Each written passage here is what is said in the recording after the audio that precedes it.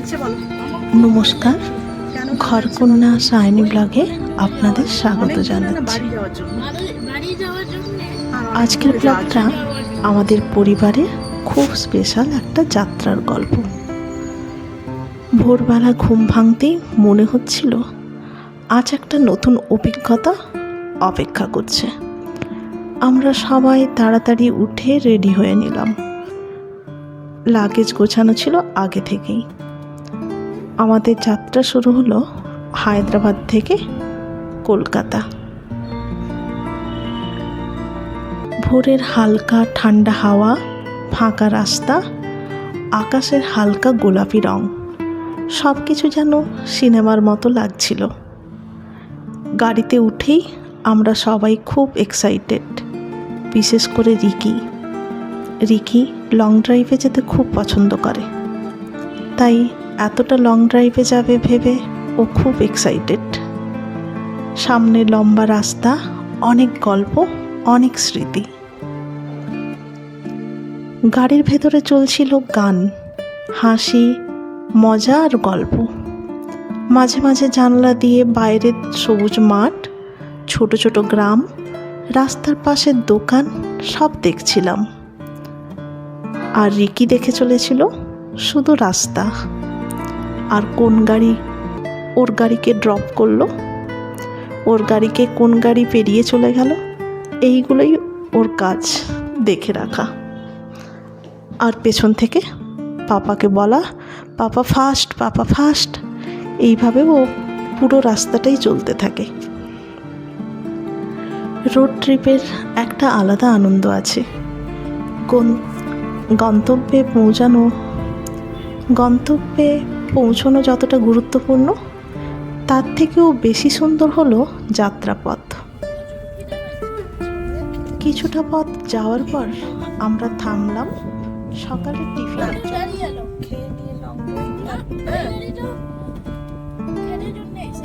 খাওয়ার জায়গাটা বেশ সুন্দর, অর্গানিক।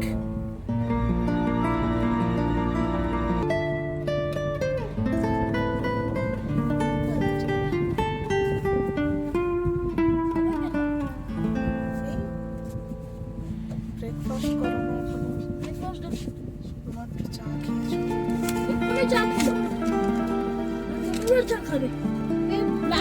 চা খাবো না, তুমি কি খাবে? বন্যা খাবে? আমি কিছু খাবো না। হ্যাঁ, কিছু খাবে না। রাস্তায় খিদে পাবে।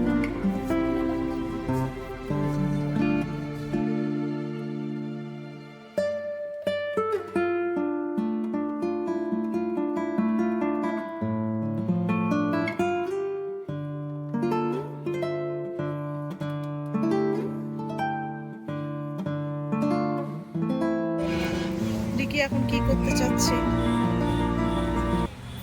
খেলতে চাচ্ছে, তাই তো? এখন খাবে না, খেলবে। সবার তো পেট ভরে আছে, একবার তুমি খাও।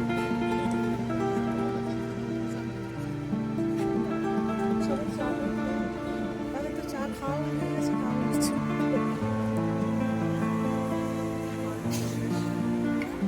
হ্যাঁ,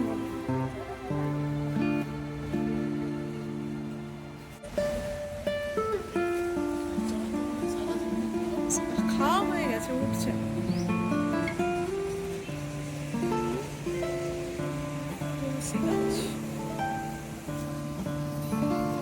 টিফিনে নিলাম ধোসা। আর সত্যি বলতে ধোসাটা এত বড় ছিল যে দেখে আমরা হেসেই ফেললাম।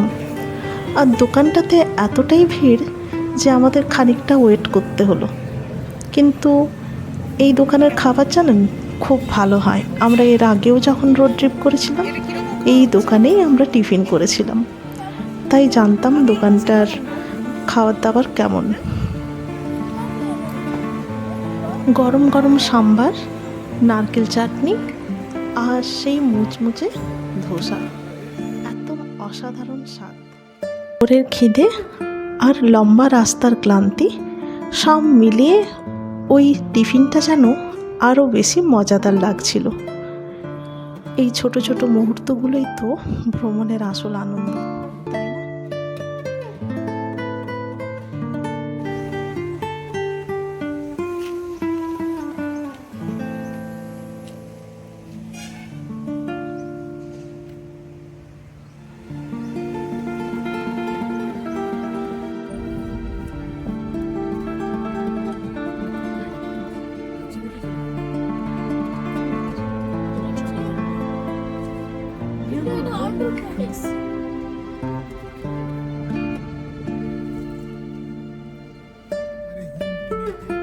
এটা বেশ অর্গানিক।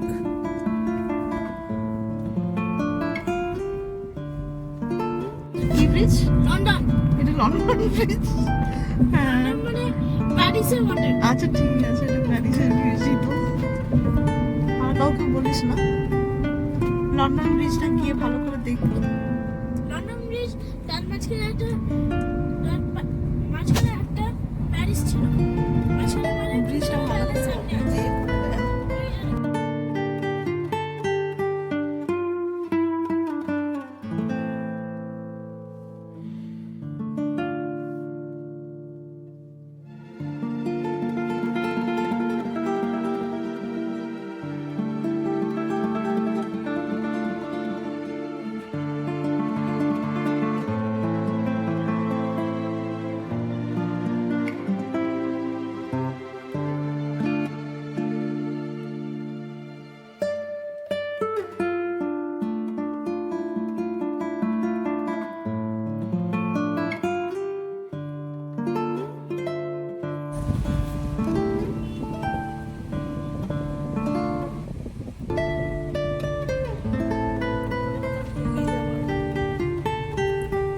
এটা অসুস্থ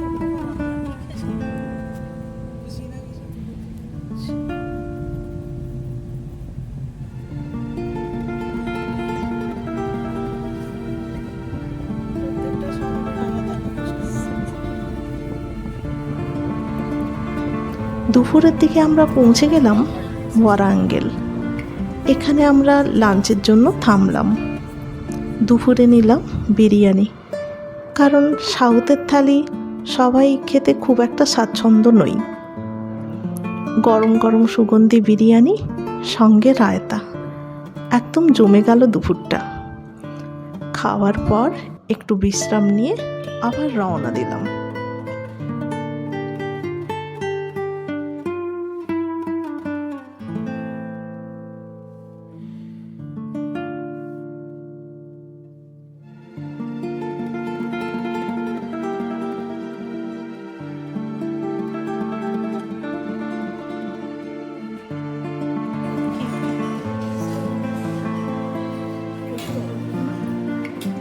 অনেক একে আনতে কেন, এটা তো লস পুরো দেখতে পাচ্ছি। আর একটু অন্য কিছু রাইসের উপরে কিছু রাইস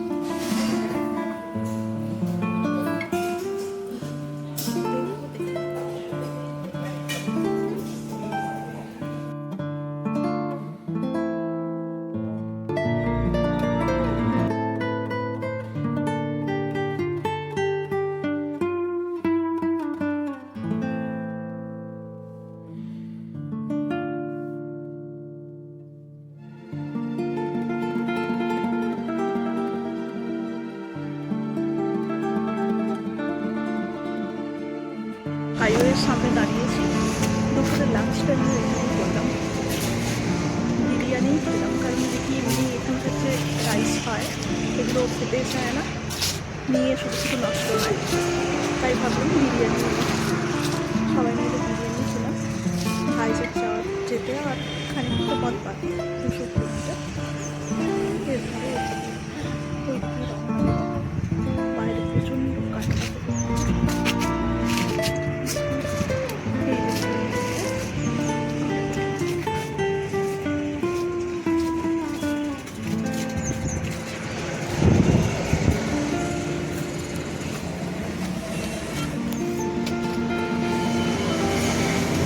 রাতের ভাইজ্যাক সমুদ্রের শহরে পৌঁছানো।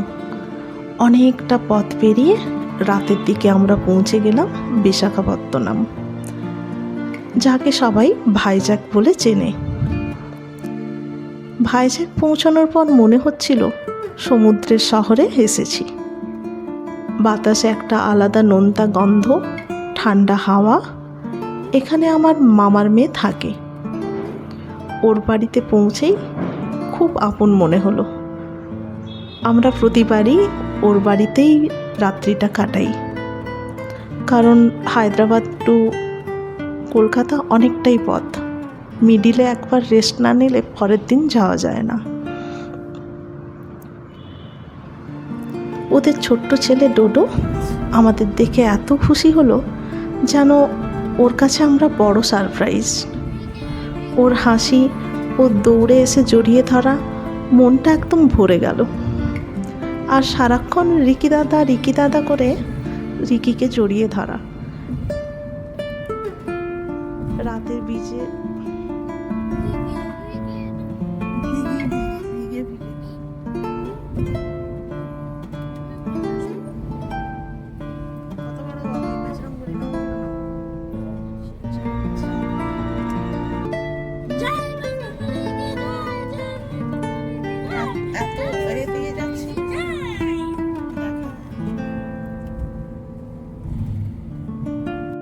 পাহাড়ের গা, এইখানটা উত্তরাখণ্ডের মতো লাগে।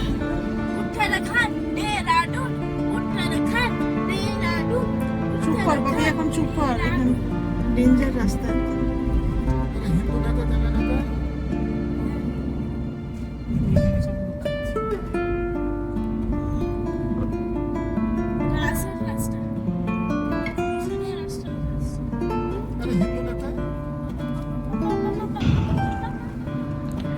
ফ্রেশ হয়ে আমরা রাতেই বেরিয়ে পড়লাম বিচের দিকে। ভাইজাগ বিচে ডোডো আর রিকির মজার রাত। ওই দিন ভাইজাগ বিচে ডোডো আর রিকি খুব মজা করলো।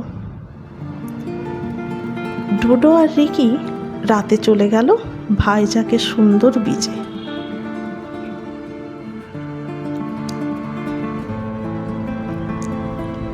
আমরা সবাই মিলে চলে গেলাম ভাইজাগের সুন্দর বিচে। চারিদিকে ঠান্ডা হাওয়া, ঢেউয়ের মিষ্টি শব্দ আর ঝকঝকে আলো, সব মিলিয়ে একদম স্বপ্নের মতো পরিবেশ। বিচে পৌঁছে দুজনেই জুতো খুলে নরম বালুর উপর হাঁটতে শুরু করলাম। আমরা এখন যাচ্ছি আরকে বিচে। চলো তোমাদেরকে সবাইকে নিয়ে যাই। না না, ওটা আমি পরে কথা বলে নেবো। তো রিকি বলো, এদিকে আমরা এখন কোথায় যাচ্ছি, কার বাড়ি এসেছো সেটা বলো। কার বাড়ি? এক একটা এগুলো শিখে নি, তারপরে কথা বলবো। এটা আজকে সেরা, এটা আজকে সেরা ছিল। এরকম কত কিছু আছে। রিকি সেই কথাগুলো শুনিস না? রিকির কথাগুলো শুনে এত হাসি। রিকি বলো কার বাড়ি এসেছো? না, এই হাসি হাসি বিচে ঢুকে দিন, মুখ ঢুকে দিন, নাহলে আপনাকে যেতেই দেবে না। তুই তো মানায়ের বাড়ি এসেছিস, কি বলছিস? হ্যাঁ, বুলডি মানায়ের বাড়ি। আর কি, ডোডো ভাই? তো ডোডো ভাইকে দেখাবো পরে। না, একটু থাকুক। ডোডো এদিকে বলো, বলো হাই। বলো আমরা এখন আরকে বিচে যাচ্ছি। বলে দাও কোন দিকে? এদিকে। হ্যাঁ, এদিক দিয়ে দেখো। এই দিক থেকে করো, হাই করো। হাই করো, ওই ক্যামেরাতে হাই করো। হ্যাঁ, ঠিক আছে।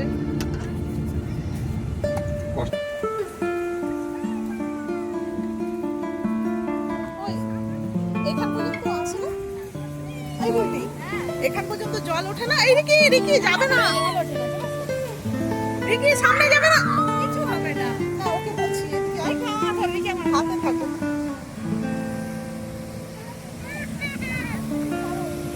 কি সুন্দর দেখ জলের এটা ঢেউটা। বেলায় করে এলে আরো, হ্যাঁ, বিকেল এলে ভালো লাগে। এই রিকি ধুলো এ করিস না।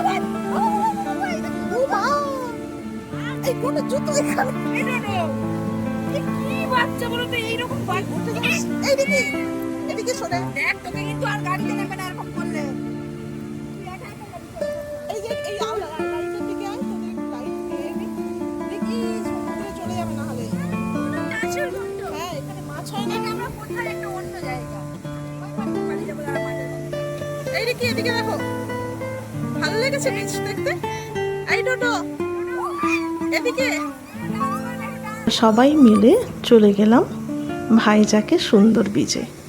চারিদিকে ঠান্ডা হাওয়া, ঢেউয়ের মিষ্টি শব্দ আর ঝকঝকে আলো, সব মিলিয়ে একদম স্বপ্নের মতো পরিবেশ।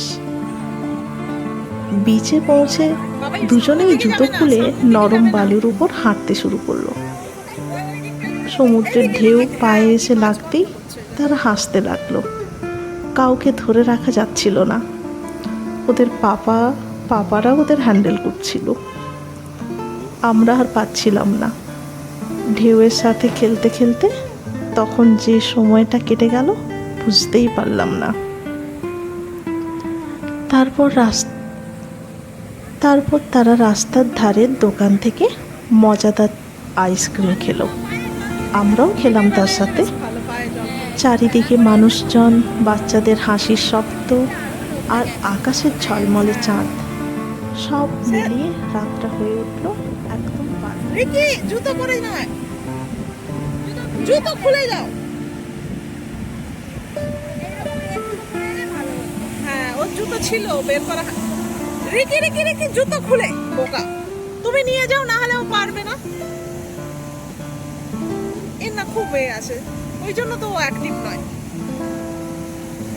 এই সবিত্র যে নিয়ে চলে যায় এটাই ভালো। জুতো খোলো, হ্যান্ড গোটাও। এই দাঁড়া না তুই। না রিকির ভিজবে না, ওই পবিত্রতাকে বলছি।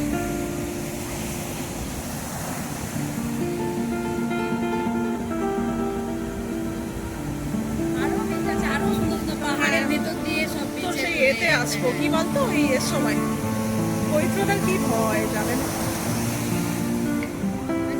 দেখতে খুব সুন্দর, শুধু পাথরের পাহাড়ের মতো ভেতর থেকে। সে কিরকম ঘাটছে।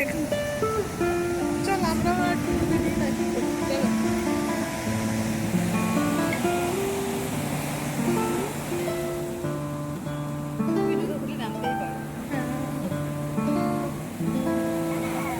রিকি কেমন লাগছে? চল, বলি আয়।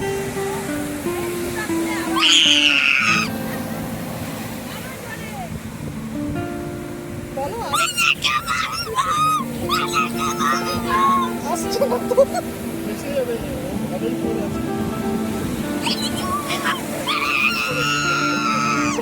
চিৎকার অবস্থাটা দেখো। আর কি এগিয়ে আসো না, নাহলে পায়ে জল পাবে না।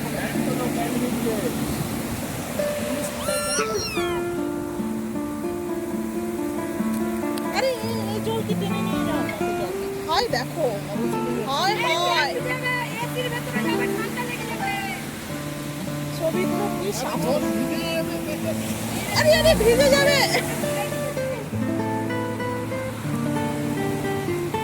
দেখো ওই জন্য খেলাচ্ছে।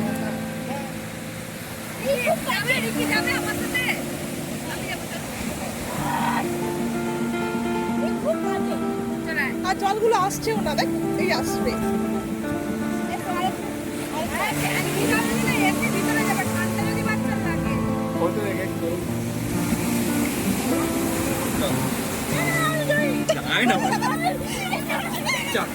কিছু হবে না তো।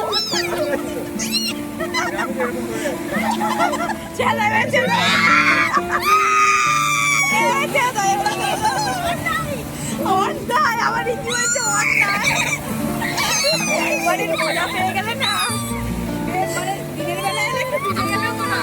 সেটাই।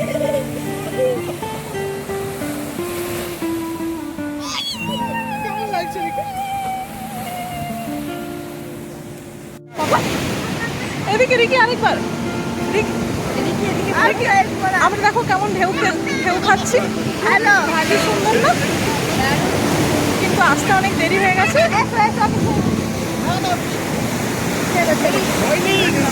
না বাবা আর যাবে না, আমাকে ধরে রাখো। কিসের ভয় এগুলোতে? দিনের বেলা এলে রিকি স্নান করাতাম তোমাকে। তোমাকে বেশি দূরে যেতে হবে না মনু।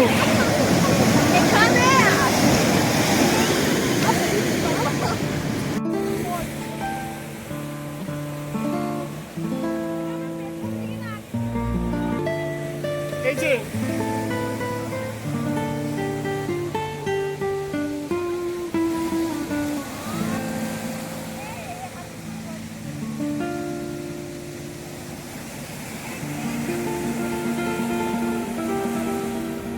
শেষে আমরা সমুদ্রের সামনে দাঁড়িয়ে অনেক ছবি তুললাম আর মনে মনে ঠিক করলাম এই সুন্দর রাতটা কোনোদিন ভুলবো না।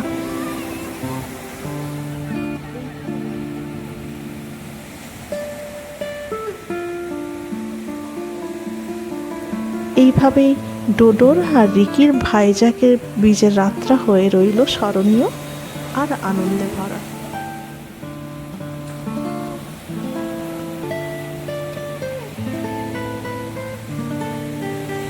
সমুদ্রের ঢেউয়ের শব্দ, দূরে আলো ঝলমলে শহর, আকাশের তারারা সব মিলিয়ে একদম স্বপ্নের মতো পরিবেশ। ঢেউ যখন পায়ে এসে লাগছিল মনে হচ্ছিল সব ক্লান্তি ধুয়ে মুছে যাচ্ছে। কিছু মুহূর্তে আমরা চুপচাপ দাঁড়িয়ে শুধু সমুদ্রের দিকে তাকিয়েছিলাম। পরিবারের সঙ্গে এমন সময় কাটানো সত্যিই খুব মূল্যবান। আমার বোন খুব ভালো রান্না করে। বাড়ি ফিরে এসে ওর হাতের রান্না খেয়ে মনে হলো পৃথিবীর সব থেকে ভালো স্বাদ হলো বাড়ির খাবার। গল্প করতে করতে হাসতে হাসতে রাত্রি কেটে গেল। না বাবা, আবার আসবো। বীজ থেকে ফিরে এসে সবাই এত ক্লান্ত ছিলাম যে বিছানায় শুয়ে পড়তেই ঘুম।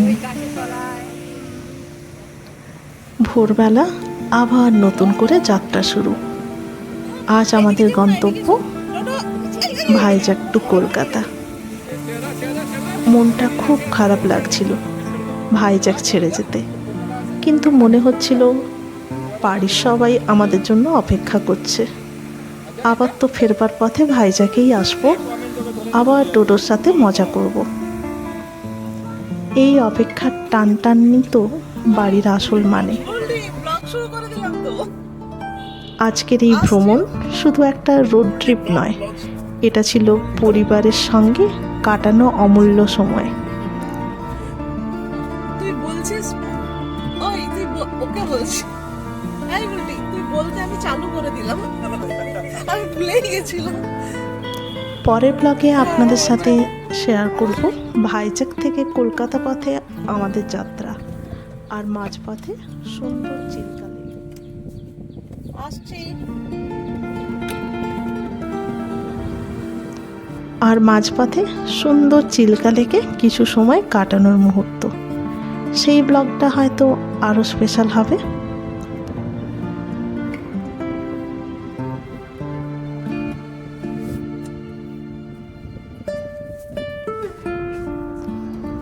ব্লগটি ভালো লাগলে ভিডিওটা লাইক, শেয়ার আর সাবস্ক্রাইব করতে ভুলবেন না। আবার দেখা হবে পরের ব্লগে। সবাই ভালো থাকবেন, সুস্থ থাকবেন।